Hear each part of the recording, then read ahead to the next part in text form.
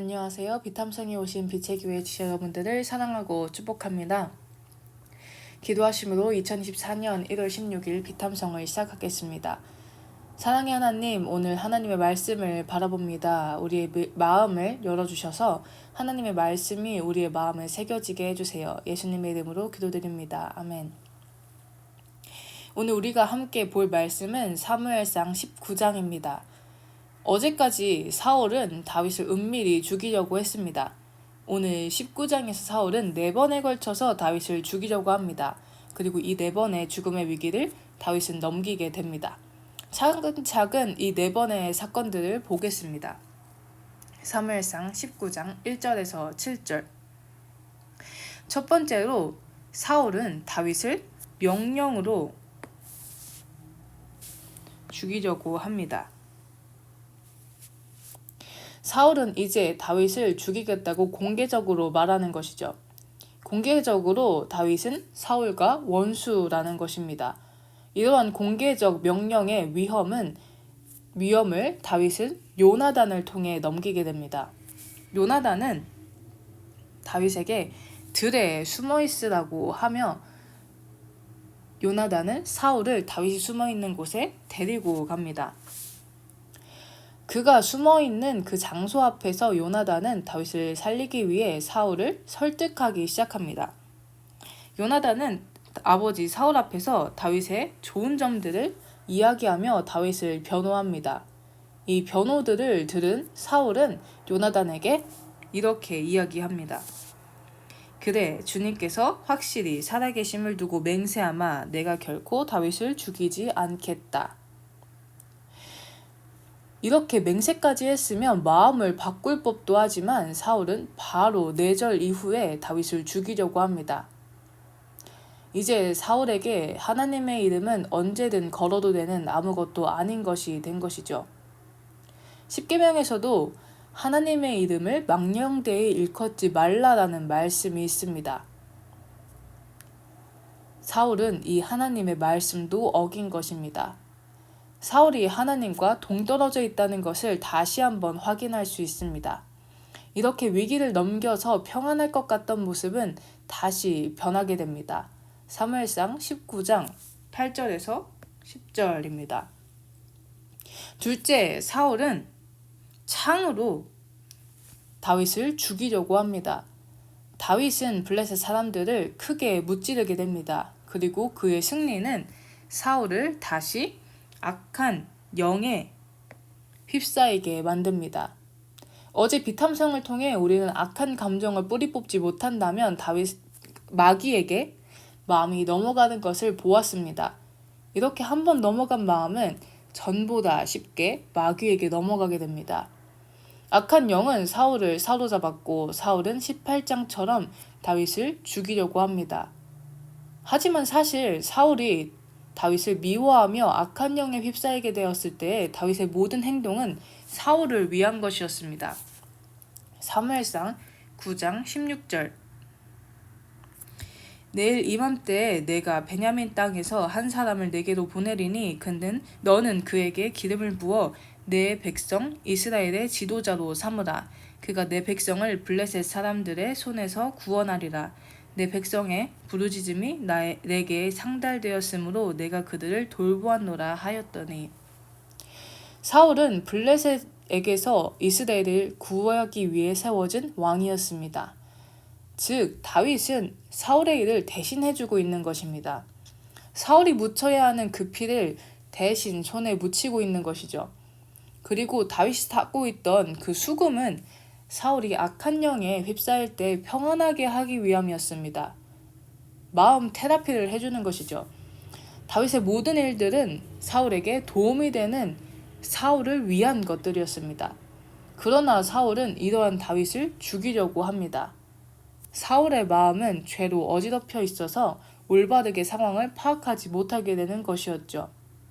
이와 같은 상황에서 다윗은 도망하여 피하게 됩니다. 사무엘상 19장 11절에서 17절. 세 번째로 사울은 집에서 다윗을 죽이려고 합니다. 저는 여기에서 다윗이 참 신기하다고 느껴졌습니다. 누군가가 자신을 찾아 죽이려고 한다면, 그리고 그 사람이 왕이라면, 저라면 왕이 알고 있는 나의 집으로 도망치지는 않을 것 같습니다. 하지만 다윗은 도망하여 도착한 곳이 바로 집이었습니다. 다윗은 어떻게 이런 결정을 내릴 수 있었을까요? 아마 다윗 자신이 하나님과 함께 있다는 것을 믿었기 때문일 것입니다. 사울이 악령에 휩싸여 있을지라도 모든 것을 주관하시는 하나님이 함께 있다는 그 믿음이 다윗을 담대하게 만들었을 것입니다. 그리고 다윗을 죽이려고 하였던 사울의 계획은 자신의 딸인 미갈을 통해 어그러지고 맙니다. 다음으로 사무엘상 19장 18절에서 24절입니다. 마지막으로 사울은 나요스에 있는 다윗을 죽이려고 합니다. 다윗은 사울에게서 도망쳐서 사무엘을 찾아가게 됩니다. 그리고 사무엘은 다윗을 숨겨주죠. 나요스는 선지자 생도들이 모여있던 선지자 훈련소였습니다. 그곳에 다윗이 있다는 것을 알게 된 사울은 사람을 보내어 다윗을 잡아오게 만듭니다. 3번이나요. 하지만 이 3번 모두 사울의 사람들이 하나님의 영을 받고 예언을 하게 됩니다. 이것을 알게 된 사울은 이제 그만할 법도 한데 이제는 자신이 직접 다윗을 잡아오려고 합니다. 이렇게 다윗을 찾으러 간 사울은 그의 부하들처럼 예언하며 소리를 지르게 됩니다. 다른 이들이 사울도 예언자가 되었는가? 라는 말이 나오게 만들죠. 사실 이 말씀은 사무엘상 10장의 말씀과 비슷해 보입니다. 사무엘상 10장 9절에서 12절. 그가 사무엘에게서 떠나려고 몸을 돌이킬 때에 하나님이 새 마음을 주셨고 그날로 그 징조도 다 응하니라. 그들이 산에 이를 때에 선지자의 무리가 그를 영접하고 하나님의 영이 그의 사울에게 크게 임함으로 그가 그들 중에 예언을 하니 전에 사울을 알던 모든 사람들이 사울이 선지자들과 함께 예언함을 보고 서로 이르되 기스의 아들에게 무슨 일이 일어났느냐 사울도 선지자 중에 있느냐 하고 그것에 어떤 사람은 말하여 이르되 그들의 아버지가 누구냐 한지라. 그러므로 속담에 이르되 사울도 선지자 중에 있느냐 하더라.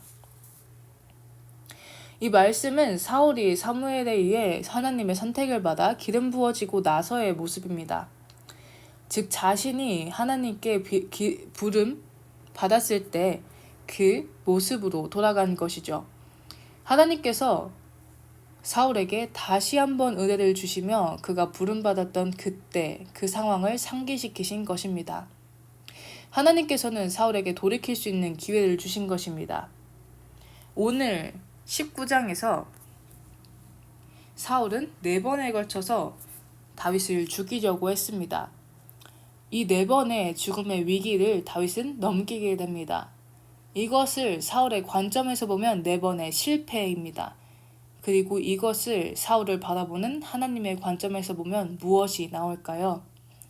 사울을 돌이키고 싶어 하시는 하나님의 사랑이 나올 것입니다. 이 4번의 실패는 사울에게 주어지는 4번의 변화될 기회였습니다. 첫째,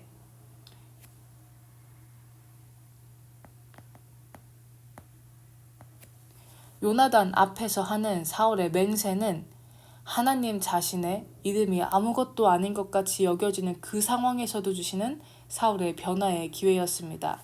둘째, 사울이 창을 사용하여 죽이려 하였지만 실패하는 그 상황은 사울이 나의 힘으로는 하나님의 사람을 죽일 수 없다는 것을 깨달음을 통해 주시는 사울의 변화의 기회였습니다. 셋째, 집에서 다윗을 통해 죽이려 했지만 자신의 딸을 통해 실패하는 그 상황은 자신의 딸, 자신이 사랑하는 사람의 말과 행동을 통해 주시는 사울의 변화의 기회였습니다. 마지막으로 다윗을 잡으려 했지만 예언하며 소리 지르는 것을 통해 실패한 사울의 그 계획은 부름받았을 때 그 은혜를 다시 주시는 사울의 변화의 기회였습니다. 하나님은 사울에게 또다시 변화의 기회를 주십니다.